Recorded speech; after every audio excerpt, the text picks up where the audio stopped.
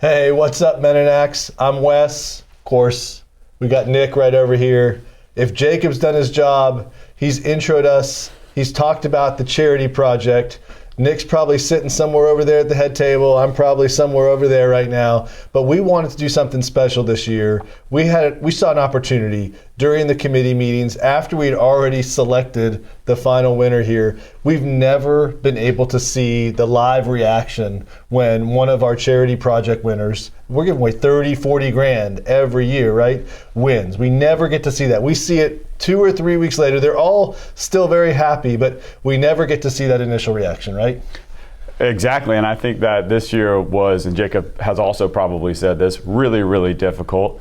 And after we finally came to a consensus with very spirited debate, I might add, Wes had this great idea that we should just go over there and kind of pull a fast one on the winner. So this guy you see behind us, that's Mark. He's actually in this room as well today. You may have already met him. We went over there and we decided to play a little joke on him because he seemed like the guy that would go right along and fall right into our laps with this idea, right? And we said, hey, well, we came down to a tie.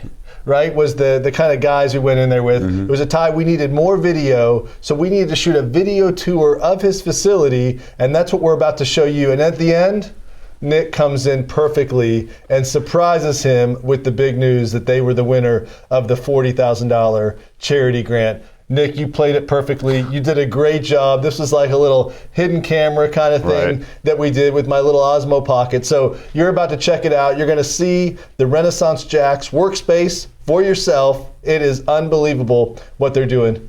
Here's Mark McCombs. These boxes, we've got 50 Lego robots getting ready to go out to Duval County Public Schools left over from a summer program that I did. We're trying to get above that 50% mark like I told you earlier.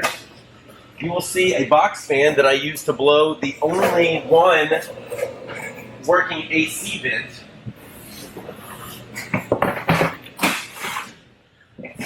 This is truly embarrassing because we can't even run it anymore. I wish I was making this up, but this is how it's been for over 5 years. We have this inlet and that outlet. And we've got 2 of these units, but this is the only one that works. So we use a box fan to blow the air out this way into my 3,000 square foot manufacturing facility. And then if you look over there, I have a 5-foot diameter fan that used to be an old school air conditioner, when all they could do is suck the heat out of the hot attic of a Riverside home in the turn of the century. So it's really cool. So this is what it looks like after one of my robot sessions with my high school kids, who we put the shop back together after one of our regular Sunday sessions for Team Resistance, the 24-year-old robot team that I grew up on, and now I run. I'm the engineering director for the team. Let me take you over to our little machine shop so you can see, and then we'll show you the welding area that we're trying to upgrade. The other broken AC vent is under my little friend over there, hanging on for dear life. He's like, oh, it's so hot in here. That's the other side. I got a lathe right here. This is an Ardini. It's Brazilian or Italian, I can't remember. We got a Craftsman for 1973 that I rebuilt myself 5 years ago when I had a different shop space. Cool little guy. Cut some parts on that thing. And then I got, this is the first tool I ever bought. It's my Bridgeport milling machine. I know some of you worked on one of these things back in high school, maybe even middle school. But this is a staple of the machine shop right here, ladies and gentlemen. Made in America. And it was the first thing I ever bought. I got it for a deal. Had to make payments on it. But this is how a young man with shop skills learns to take care of himself, is he makes parts. And over here, we've got a 22-year-old, still runs on a floppy disk CNC milling machine that was used in a GE facility.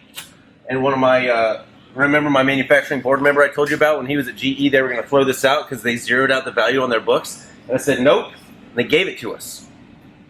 And I had to put in a bunch of time, work, wiring, and get it rigged over here so we could start to teach kids how to make parts. Because if I can teach kids how to do 3D design and programming and design for manufacturing, we can really do things. We can get them employed, and better than that, we can build entire new businesses within the next 5 years where we're employing the kids that we're training now with our nonprofit. I'm really looking forward to working with you guys. And then this is our welding area. So I had to buy these 2 little units with my pennies that I was making from the manufacturing work I was doing years ago. And this thing can barely light a candle with it. It's an air-cooled TIG torch. You might be able to weld 4 to 6 inches before you have to stop and let the machine cool down. It's not because we wired it wrong. The wiring is good. It's just the unit is terrible. This thing over here is a MIG welder. It is not an aerospace grade welder. It's just for doing chintzy little art projects. Over here, you'll see the cart that me and my friends put together ourselves. we have a flat steel plate with no hold-down fixturing. It's really more like an art studio than a welding shop. But you know, with some ingenuity and a ruler, a straight edge, and a level, you'll make it work. But I'd really rather clamp it down. Over here, we got another rack for the grinders because you've got to weld, cut, and grind. And you know, every welder on Friday says, do your best and grind the rest. All right? So, man, these little metal tables, they just won't do anymore. I got them at an auction for like $200, and this is not a welding jigging facility. This is just a table for me to put stuff on. And I'm tired of putting stuff on tables, you know what I mean? So it's hot. It's like brutally hot. You can't really work more than a few hours before you got to take a bath.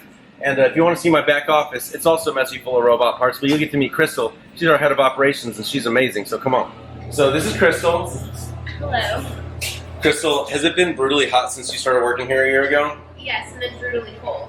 Yeah, that's another thing, is that this spray foam insulation is going to make sure that we don't freeze our cookuses off in the wintertime. Because I tried to bring one of those outdoor like propane like heater mushrooms like you see at the fancy restaurants in here. My dad was like, you are not about to carbon monoxide these kids, and we stopped using it, and then we just suffered. Because you can't wear gloves and work on machines at the same time, it's dangerous. But if you look in this ceiling, this is a precast concrete ceiling, and the spray foam quotes that we got, they looked at this and like, yup, this is perfect, we're just going to fill those voids, and we're going to seal all the cracks, because if you look back there, we've got a crack in the block cut where the vines grow in from the shop back behind us. So you can literally see out the top of our building when you get on a ladder. And this is what some of the high school robots are looking like that we built with our JDA program and our kids this summer. So all these parts, it's like a radical erector set looking stuff. All these machines are going to go back to the schools where the students came from when they were building with us over the summer. And man, I just can't be more excited that we get a chance to tell you all about our little robot shop that could. We're Renaissance Jax. We're in the Cork Arts District, right next to Bold City Brewery. We really want to be your friend and put your logo on everything we do for the next couple years. So man, it's Mark McCombs. I'll see you next time. That was great, man. I appreciate it. Hey, but I am sorry that I just wasted your time. What? Because we already voted and you guys got the grade. Oh! So we're really excited for you. Congratulations. You got it, yeah. Stop it. Yeah. That is so good! That's awesome. Knowing someone like you, we had to give you a little bit of ribbon. So hopefully, probably didn't see that coming, huh? That's awesome.